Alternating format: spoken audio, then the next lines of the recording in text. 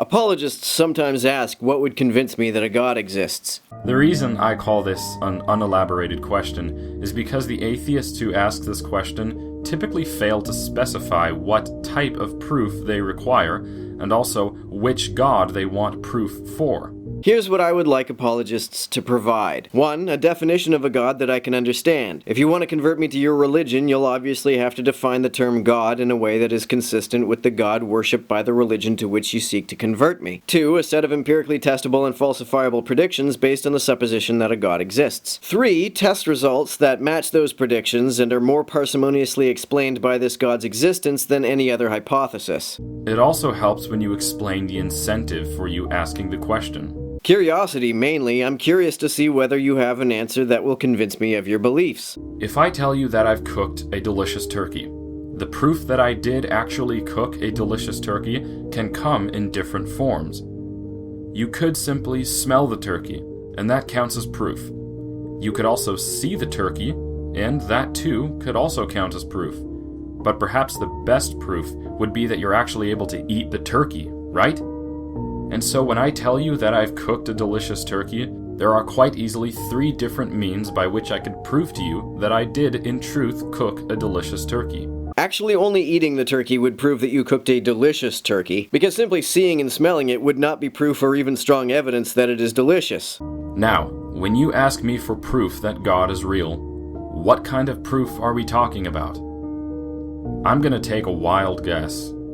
You want scientific proof that God is real. Of course. The only way to show that anything is more than a fictional concept is to show that it has some empirical manifestation, or that its existence has empirical consequences that are most parsimoniously explained by the existence of that thing. You can't demonstrate that something is non-fictional, that is to say more than merely a concept, using nothing but concepts alone. But is God's existence a scientific matter? Well, is it? Of course it's not. It never has been. So why are you asking for scientific evidence for something which does not claim to be subject to scientific laws, and ironically claims to be the creator of science and everything else? You want me to believe that your God is not merely fictional. In order to believe that, I need to see some empirical manifestation. If it is the case that no such empirical manifestation is possible, then I simply won't be able to believe that your God is more than merely a fictional concept. Now let's go back to that parable about the delicious turkey. If I tell you that I have cooked a turkey, then proof of that claim can come in the form of physically eating the turkey or simply seeing or smelling it. Now, would it not be just downright ridiculous for you to demand audible proof that I've cooked a turkey? I'm going to ask that question again. Would it not be ridiculous for you to demand audible proof that I've cooked a turkey?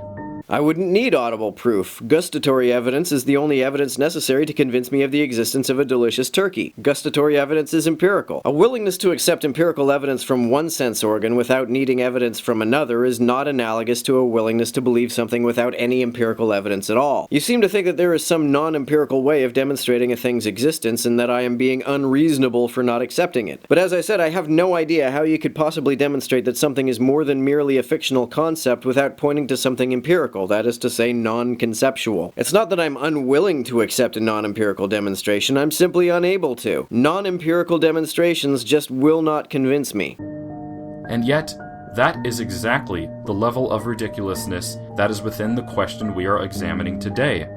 You want scientific evidence for the supernatural creator of the universe, known as God. What on earth would that evidence even look like?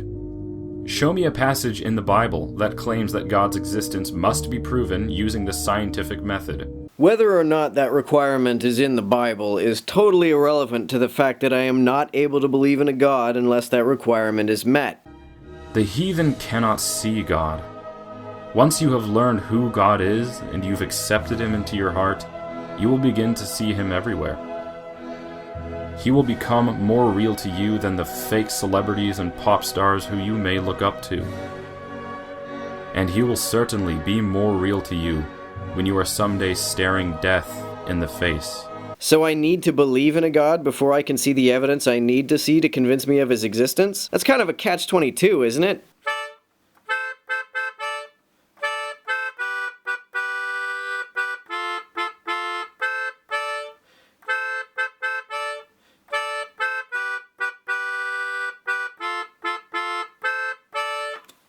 Thanks again for helping me out on Patreon.